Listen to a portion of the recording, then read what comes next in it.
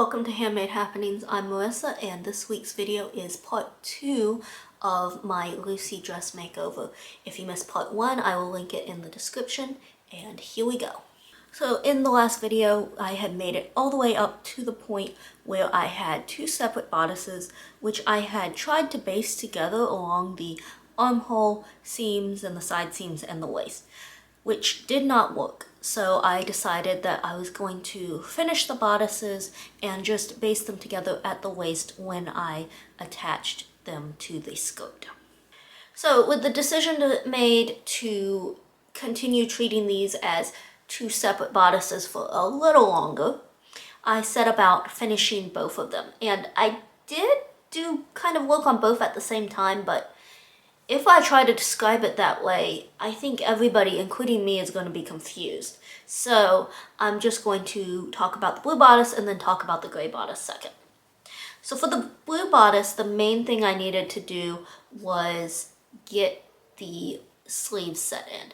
And when I decided that I wasn't going to use the velvet sleeves from the original dress, I bought this orange sheer wall, and I was going to make this style sleeve where it's kind of gathered at the top, long sleeves, and then gathered into a bias band at the wrist. I had made a shirt with this style the other year and ended up not liking pretty much anything about it. And because of that, I didn't keep the sleeve pattern, and I really wasn't going to use the shirt, so I just removed the sleeve from that shirt and used it as my pattern to cut out these new sleeves. And you may be wondering, if you didn't like it before, why did you think you were gonna like it again? And the answer to that is, I think that before that, the problem was that the fabric was much stiffer and it just puffed up to me too much at the shoulders. I didn't like it. And I was hoping that with the sheer wall, it would lay different and just look a little better. At this point, reconstructing it was pretty easy. I just had to gather up the sleeves to the cuff and then use a French seam to sew that underarm seam, and then sew the entire side seam on one side of the bodice and then like an inch down the side seam on the other side of the bodice so that I could insert the sleeves. And then the blue bodice was mostly done. I did leave the arm sides unfinished as well as the cuffs, and I think like the facing on the blue had not yet been tacked down and understitched and everything. And at this point, that's because I was trying to get it to the point where I could check it up against the waist and make sure this was gonna work before I did all of that finishing work, because if it wasn't gonna work, I was kind of out of ideas. And so I didn't want to put all of that effort in only to find out that, hey, this is not going to work at all, and have wasted all of that time. So I left all of that unfinished for now. So for the gray bodice, the sleeve armholes were easier because they just needed to be finished. So I just used some of the leftovers of the lining fabric and turned that into a facing. So basically just placing the right side of the bodice onto the fabric, stitching around that opening, trimming everything down, flipping it, and eventually finishing it. Similar to the blue bodice, I didn't finish all of it at that point. Then came the side seam, and this was a little more complicated because the front waist of the gray bodice was smaller than the front waist of the blue bodice. And I obviously on the left side needed those 2 side seams to line up because of the zipper. The problem was then that made a very big gap between like where the side seam was lining up. It was gonna throw things off a little, is the only way I know how to describe it. So what I did to sort of counteract that a little was when I stitched the right side seam, I started under the arm with my usual 5/8 inch seam allowance and slowly tapered it out so that it was a smaller seam allowance at the waist, thereby giving a little more room across the front of the gray bodice at the waist, so that that gray bodice side seam was, I don't think it lined up perfectly with the, ended up lining perfectly with the blue, but it was closer to where it needed to be.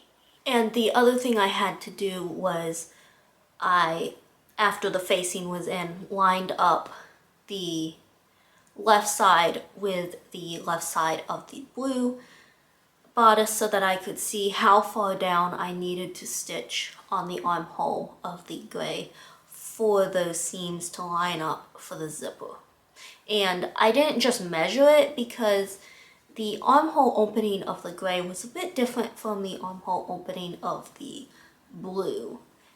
And so that's why I had to do it that way. But the lesson learned from this whole project is maybe don't try and force two completely different bodice patterns to work together as one, because it doesn't work very well. Anyway, after I got all of that done, I could finally baste together those waist pieces and the side seams and see if it worked. And thankfully it did, because I do think at that point, if it hadn't, I would have just quit. And while I was at it and had all of that basted together as sort of one piece, I went ahead and tried it on, and that is when I decided that I definitely did not like that deep V neckline on the gray fabric. It just didn't look right to me. It also, I just wasn't comfortable with it, even with having another piece of fabric underneath it.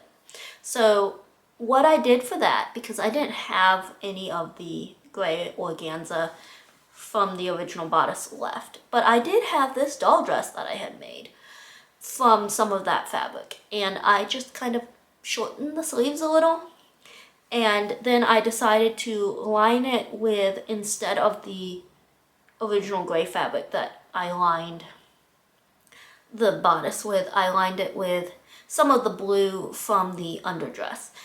And that was because I knew it wasn't going to match completely. And I knew that depending on who saw me wearing it, some people would notice, because there were people who just noticed details like that apparently. And so I figured if it was slightly different, then it would, maybe people just, look at it and think, well, it's supposed to be like that. It's, similar but also different. But at the same time, it also still was able to help raise the neckline of the gray dress. So I just cut that out, flatlined it, finished off the top as well as all the edges, and prepared to stitch that in. But before I did that, I did go ahead and unbaste the two bodices. I know, I just went to all of that effort to baste it in. But since I had all of that finishing to do, I figured it would be easier if the two pieces were separate. So I unbasted them and then sat down to do all of those finishings that I hadn't done earlier. So serging the sleeves, stitching down the cuff on the sleeves, stitching down all of those facings that hadn't already gotten stitched down, and stitching in the insert for the gray neckline. And after all of those finishings were done, I then rebasted it all back together so that it was ready once I had the skirt finished. And actually, before I started on the skirt, I did also add button loops onto the center back of the gray bodice on either side for the lacing, which I used white organza ribbon. And basically, after the loops were done and I started to lace it up, I just ran the ribbon through the loops back and forth with the bodice laying as flat as possible, so that theoretically the two panels from the gray bodice plus the lacing, it would all end up the same width as the back of the blue bodice, theoretically. And because I didn't want to have ties, like actually have to tie this bodice or have any kind of bow or ribbons hanging out. After they went through the last loop at the bottom, I just ran them down to the waist of the bodice and pinned them into place so that when the skirt was attached, they would just be secured into that waist seam. After all of the work and trouble that came with the bodice, the skirt was somewhat easier. So I started by removing the waistband and then closing up that front center slit. And basically I undid the facing on that opening and just stitched right along the crease that was ironed in for that. I then serged it to finish the edges and kind of decrease the amount of bulk that was there, and sewed up that back placket from where it originally opened for the original skirt was in the back. At this point, I went ahead and trimmed down the skirt about 4 inches, which I did along the hem because I didn't want it like a lot shorter. I basically wanted it more or less ankle length.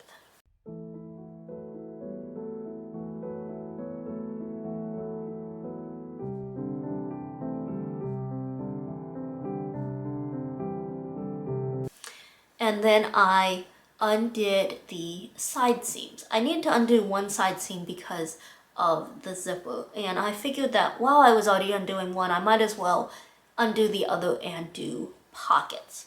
And had I not, in my original construction, used French seams, I probably would have only undone it as far as I needed it for the zipper and the pockets. But because of the French seams, it just seemed easier to actually remove the whole seam. So then I cut out my pockets from the blue underdress fabric and added them to the skirt like I normally would any other skirt. And if you don't know how to attach a pocket in a seam that already has a zipper, I do have a video about that you can check out.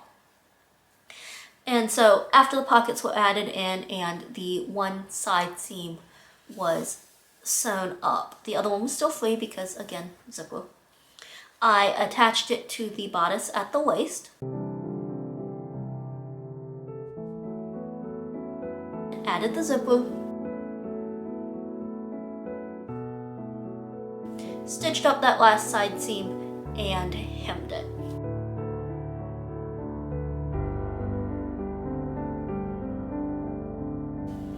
And it's done.